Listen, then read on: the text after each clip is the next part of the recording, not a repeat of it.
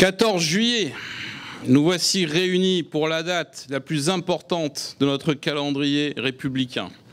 Le 14 juillet, nous célébrons la fête nationale. Nous nous rappelons et nous commémorons un événement historique que fut la prise de la Bastille par les révolutionnaires qui déclencha cette ferveur nationale. Mais aujourd'hui, qu'est-ce que le 14 juillet? Le 14 juillet, mes chers amis, c'est le creuset dans lequel la France éternelle, se forge. Ce n'est pas la France républicaine. En tant que Français, vous êtes les héritiers d'une histoire millénaire. Vous êtes les dignes descendants de la monarchie, de l'Empire, de la République, de tout ce qui a fait de la France ce pays, cette flamme dans le monde, ce pays exceptionnel que tant de monde nous envie.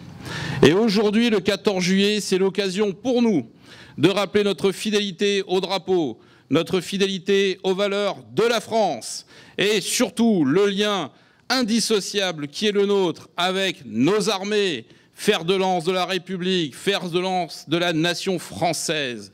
Et je salue ceux qui en sont les dignes représentants, que ce soit nos marins, nos artilleurs, notre armée de terre, nos aviateurs, nos forces de sécurité, nos sapeurs-pompiers, tous ceux qui, en portant l'uniforme, s'engagent pour la France, pour la servir, pour qu'elle soit belle, grande et puissante.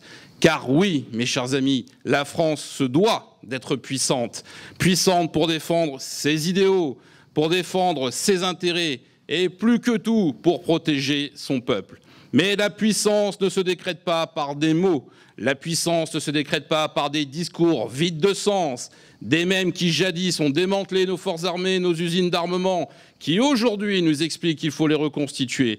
Alors oui, il faut les reconstituer. Naturellement, il faut que la France reste et demeure la première armée et la première puissance souveraine d'Europe.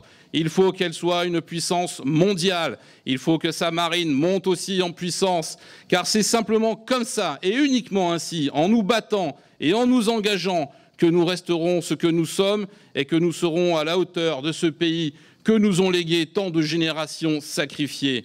Je salue nos anciens combattants qui se sont battus pour elle. Je pense à tous ceux qui sont tombés pour elle. Je pense à ceux qui n'ont pas de sépulture, qui sont encore perdus au fond des océans, dans les jungles ou dispersés à travers les airs. Eux sont morts en criant « Vive la France !» comme ce bleuet que nous portons à la boutonnière, qui nous rappelle que quand tout était détruit sur le sol de France, quand tout avait brûlé, le bleuet renaissait. Eh bien c'est ça, mes amis, la France. Malgré les ruines, malgré la destruction, malgré les pertes, et par dépit de tous les sacrifices, la France renaîtra et vivra toujours. Parce que la France est éternelle, parce que la France vit dans le cœur de chaque Français, et parce que la France n'est pas un pays, c'est une idée fragile. Un souffle aurait pu la faire disparaître, et elle a traversé les siècles. Donc à vous de faire en sorte qu'elle continue, de faire en sorte à vous, les jeunes générations, qu'elle brille davantage, et de faire en sorte que ce pays soit ce qu'il doit être, c'est-à-dire le phare de l'humanité et le phare du monde. Vive la République, bien sûr, vive l'histoire de France et vive la grande France éternelle, indivisible et bien sûr jamais vaincue. Vive la France!